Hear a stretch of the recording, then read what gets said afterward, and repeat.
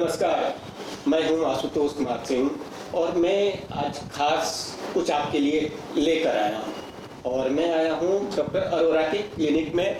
हमारे साथ है डॉक्टर दीपक कुमार अरोरा जी, जो कि ऑर्थोपेडिक सर्जन है। ऑर्थोपेडिक यानी सामान्य भाषा में कहें तो हड्डी रोग विशेषज्ञ, और सर्जरी के क्षेत्र में इन्होंने बहुत नाम कमाया है, बहुत कुछ इन्होंने किया है। मैक्स अस्पताल के साथ भी जुड़े हुए हैं यहाँ, और इनकी जो विशेषज्ञता है उससे संबंधित कुछ सवाल हम पूछेंगे, जिसको जानना आपके लिए बहुत जरूरी है। डॉक्टर साहब नमस्कार। आपका स्वागत है स्वस्थ भारत मीडिया के इस कार्यक्रम में। और सीधे सवाल हम ये पूछना चाहते हैं कि ऑर्थोपेडिक का इतना बड़ा जो क्षेत्र है आज कहाँ पहुँच गया है? अच्छा, ऑर्थोपेडिक क्षेत्र पिछले 25 सालों में, 2 दशकों में इसने बहुत तरक्की की है। जब हम एंटर हुए थे ऑर्थोपेडिक में तो मोस्ट ऑफ फ्रैक्चर में प्लास्टर लगा करते थे जी, लेकिन आज के टाइम में ऐसा कोई फ्रैक्चर नहीं बचा जिसको हम ऑपरेट करके ठीक जल्दी कर सकते हैं। ऐसा कोई फ्रैक्चर नहीं बचा।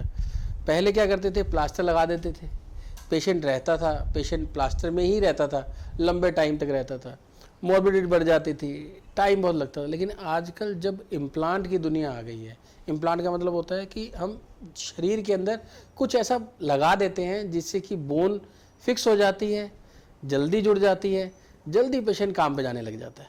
फिर दूसरा चीज़ आया, दूसरी चीज़ है कि ये तो बोन को जोड़ने का मेटल आया। मतलब पहले बोन जोड़ते थे प्लास्टर से, अब अंदर रोड डाल के या प्लेट डाल के बोन को जल्दी जोड़ते हैं और जल्दी पेशेंट काम पे चला जाता है। अब दूसरा दौर आया जॉइंट रिप्लेसमेंट का। मतलब ये तो एक तरह से मतलब मिरेकल हो गया कि आप मतलब जादू है, आपका जोड़ खराब हुआ है, नया लग जाएगा। अच्छा, जोड़ का जो स्टार्ट हुआ पिछले 15-20 सालों से इतना प्रचलन हो गया है, अब आने वाले टाइम में जोड़ सर्जरी, जोड़ बदलना एक आम बात हो जाएगी।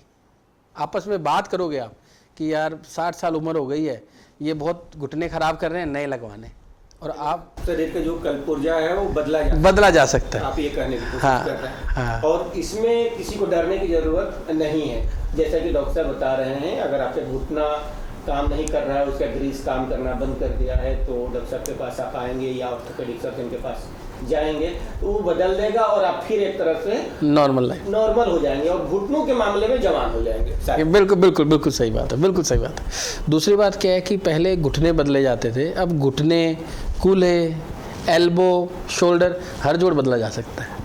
इतनी टेक्निक एडवांस हो गई है।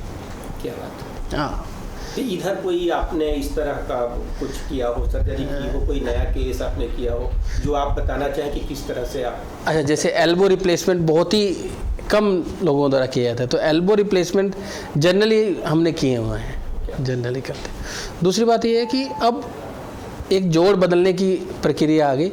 अब जोड़ बदलने में भी आगे कुछ आ गया, आगे रोबोटिक्स आ गई कि रोबोट हेल्प करता है जोड़ बदलने में। पहले हम जैसे रोबोट क्या हेल्प करता है कि हम क्या करते थे कि जोड़ को बदलते थे जिग्स से और सौ से, लेकिन अब क्या रोबोट पहले ही कंप्यूटर में बता देता है कि इतना ऐसे करोगे, ऐसे काम हो जाएगा। मतलब पहले ही पिक्चर आ जाती है, फिर उसको एडजस्ट कर सकते हैं, उस हिसाब से कट्स ले सकते हैं। तो उससे इम्प्लांट की लॉन्गेविटी, इम्प्लांट का अंदर जो हम डालते हैं, घुटन डालते हैं, उसकी आयु बढ़ जाती है, उम्र बढ़ जाती है उसकी। अच्छा, इसमें एक जो सामान्य लोगों के सवाल होंगे, शायद आपके भी ये सवाल होंगे कि उन्होंने अपना घुटना बदलवा लिया, कितने चांसेज है कि वो सही ही होगा, कुछ उसमें गड़बड़ी नहीं होगी, उनको कोई फिर से दिक्कत नहीं होगी? अच्छा, मोर देन 90% केसेस में गड़बड़ी नहीं हो पाती, मोर देन 95% केसेस।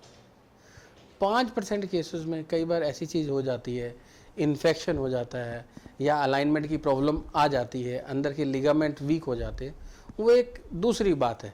लेकिन जनरली ये सर्जरी आज तक की ऑर्थोपेडिक की सबसे सक्सेसफुल सर्जरी मानी जाती है। और आप देखना 5 साल के बाद इसमें चेंज मिलेगा आपको, बूम मिलेगा आपको। हर आदमी इसी की बात कर रहा होगा। मोतियाबिंद जितनी कॉमन है, मोतियाबिंद की सर्जरी उतनी कॉमन नी रिप्लेसमेंट सर्जरी हो जाएगी, इतने ज़्यादा होने लग जाएंगे। अच्छा डॉक्टर साहब, एक सामान्य लोगों की जो सवाल हो सकते हैं कि उनको घुटना रिप्लेसमेंट कराने की ज़रूरत ही ना पड़े, वो कौन सी गलतियां कर रहे हैं जिसके कारण यह नौबत आ रही है, वो भी जरूरी है। अच्छा, जरूरी है ना? हाँ, मैं आपको ये बात क्लियर करना चाहता हूँ, बहुत अच्छी बात है बात। देखो क्या है कि बायोमैकेनिकली, मैं ये नहीं कह रहा किसी को, मैं नेगेटिविटी की तरफ नहीं ले जा रहा। बायोमैकेनिकली कुछ एक्टिविटी घुटनों के लिए ज़्यादा प्रॉब्लम करती हैं। जैसे मैं बताऊँ, स्टेयर्स यूज़ करना, उठक बैठक करना, रनिंग करना, इसमें घुटनों पे बायोमैकेनिकली प्रेशर ज़्यादा पड़ता है। अच्छा, हम पेशेंट कहते हैं कि किया करो, जो बच्चे हमारे पास आते हैं कि रनिंग करो, जंपिंग करो, जब लेकिन पेन आने लग जाए तो फिर एक्टिविटी को कर्टेल करना ज़रूरी हो जाता है। उसके बावजूद भी आप भागते रहते हो तो फिर घुटनों पे प्रेशर अननेसेसरी पड़ता है। दूसरा, खाने पीने का भी बहुत रोल है घुटने में। खाने पीने का, जैसे कुछ एंटी इन्फ्लामेटरी प्रोडक्ट है, जैसे हल्दी हुआ, लहसुन हुआ, अदरक हुआ, काली मिर्च हुआ, ये इन्फ्लामेशन घुटनों का कम करते हैं। और जो बोन्स को हेल्थ करने वाले, जो हेल्दी रखने वाले, जैसे विटामिन डी हुआ, कैल्शियम हुआ, जैसे अंडा हुआ, पनीर हुआ, दूध हुआ, ये सब अल्टीमेटली हमारे घुटनों के लिए हेल्पफुल होते हैं। तो एक्सरसाइज करना घुटनों के लिए ज़रूरी है। दूसरा, हाई डिमांड एक्टिविटीज़ को कर्टेल करना चाहिए। तीसरा, डाइट अच्छी रखनी चाहिए।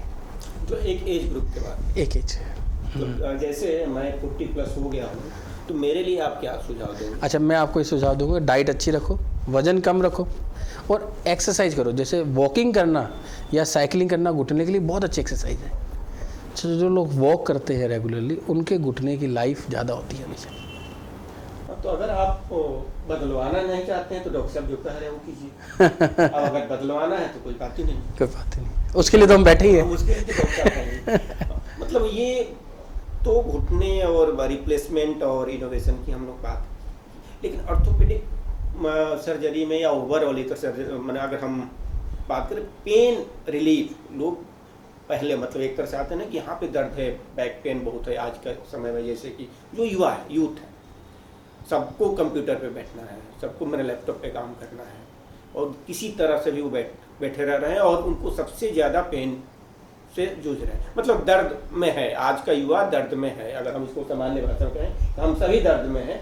तो इस दर्द का निवारण क्या है? अच्छा, इस दर्द का निवारण रोज़ हाफ एन आवर, आधा घंटा सुबह एक्सरसाइज है। यदि आप रोज़ सुबह हाफ एन आवर एक्सरसाइज करते हैं, मैं बात कर रहा हूँ एक्सरसाइज की, मैं जिम की बात नहीं कर रहा, वजन उठाने की बात नहीं कर रहा, एक्सरसाइज की, इससे आपकी मोस्ट ऑफ समस्याएं जा सकती हैं। इस एक्सरसाइज को थोड़ा सा यदि हम जनरल भाषा में बात करें कि योगा, जैसे जनरल एक्सरसाइज जो अपनी होती है, जिसमें हमें मोबिलाइजेशन करना होता है, हाथों को चलाना होता है, कंधों को ऊपर ले गए, पैर को ऊपर ले गए, तो इससे क्या होता है कि मांसपेशियों में पावर बनी रहती है, पेन नहीं आता है। कमर में भी यदि दर्द रहता है तो एक्सरसाइज मेन ट्रीटमेंट होता है, यदि पेन कमर में ना आए, एक्सरसाइज बहुत। दूसरा है डाइट अच्छी होनी चाहिए।